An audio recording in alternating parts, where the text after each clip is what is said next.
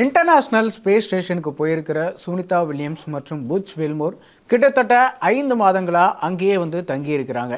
விண்வெளி மையத்தில் இருக்கிற சுனிதா வில்லியம்ஸும் புச் வில்மோரும் என்ன மாதிரியான உணவுகளை அங்கே சாப்பிட்றாங்க, அவங்களுக்கு உணவுகள் எப்படி கிடைக்குது, அவங்களுடைய டயட் எப்படி இருக்கும் அப்படிங்கிறது பற்றிய விவரங்கள் தற்போது வெளியாகி இருக்கு.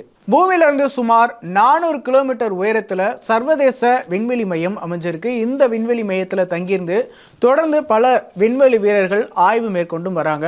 அந்த வகையில் கடந்த ஜூன் மாதம் 5ஆம் தேதி இந்திய வம்சாவளியைச் சேர்ந்தவரும் நாசா விஞ்ஞானியுமான சுனிதா வில்லியம்ஸ் மற்றும் புச் வில்மோர் ஆகிய இருவருமே ஸ்டார் லைனர் விண்கலத்தில் விண்வெளி நிலையத்திற்கு சென்றிருந்தாங்க.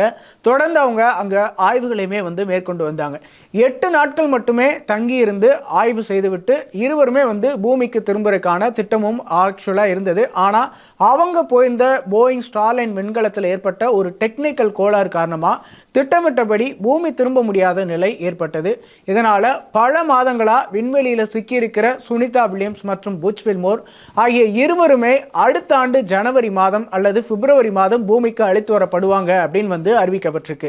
விண்வெளியில் இருக்கிற சுனிதா வில்லியம்ஸுக்கு இப்போ ரீசெண்டா உடல் நலம் பாதிப்பு ஏற்பட்டதா தகவல் வெளியாகியிருந்தது. ஆனால் அது சுனிதா வில்லியம்ஸே அதற்கு மறுப்பு தெரிவித்து நான் நலமாக தான் இருக்கிறேன் அப்படின்னு தெரிவிச்சிருக்கிறாங்க.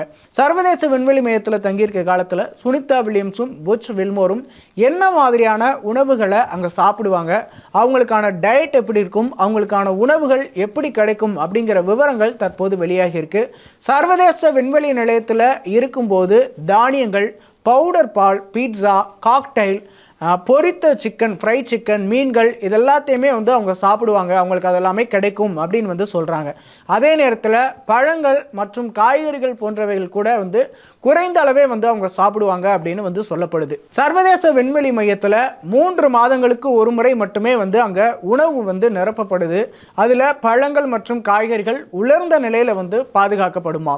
சர்வதேச விண்வெளி நிலையத்தில் உள்ள ஒவ்வொரு விண்வெளி வீரர்களுக்கும் தினமும் தேவைப்படுகிற அளவுக்கு ஒவ்வொருவருக்கும் தனித்தனியாக உணவு அவங்களுக்கு வழங்கப்பட்டு வருதான். பொதுவாக இது பாக்கெட் செய்யப்பட்ட உணவுகள், அதாவது பேக் செய்யப்பட்ட உணவாகவோ அல்லது உரைநிலையில் உலர்த்தப்பட்ட உணவாகவோ இருக்கும் அப்படின்னு சொல்கிறாங்க. இதை மீண்டும் சூடுபடுத்தி சுட சுடவும் அவங்க சாப்பிட முடிகிற வகையில் தான் அவங்களுக்கு வழங்கப்படுதாம்.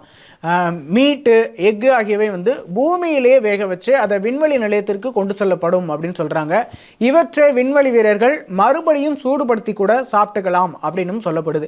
சுனிதா வில்லியம்ஸும் வில்மோரும் தங்களுக்கு தேவையான உணவுகளை அவங்களே தயாரித்து காந்த சக்தி கொண்ட ட்ரேக்கள் மற்றும் உலோக பாத்திரங்களில் வச்சு சாப்பிட்றாங்க அப்படிங்கிற விஷயமும் தெரிவிக்கப்பட்டிருக்கு.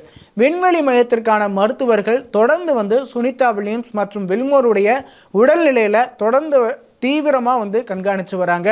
அவங்க தேவையான அளவு கலோரி உணவுகளை எடுத்துக்கிறாங்களா, அது சரியாக இருக்குதா அப்படிங்கிறதுமே தீவிரமாக கண்காணித்து வராங்க. அவங்க விண்வெளி நிலையத்தில் சிக்கியிருக்கிற இந்த 2 விண்வெளி வீரர்கள் சுனிதா வில்லியம்ஸ் அண்ட் புச்மோர் அடுத்த ஆண்டு ஜனவரி அல்லது பிப்ரவரி மாதம் ஸ்பேஸ் எக்ஸ் விண்கலம் மூலமாக பூமிக்கு அழைத்து வரப்பட இருக்கிறாங்க அப்படிங்கிறதுமே குறிப்பிடத்தக்க ஒரு விஷயம்.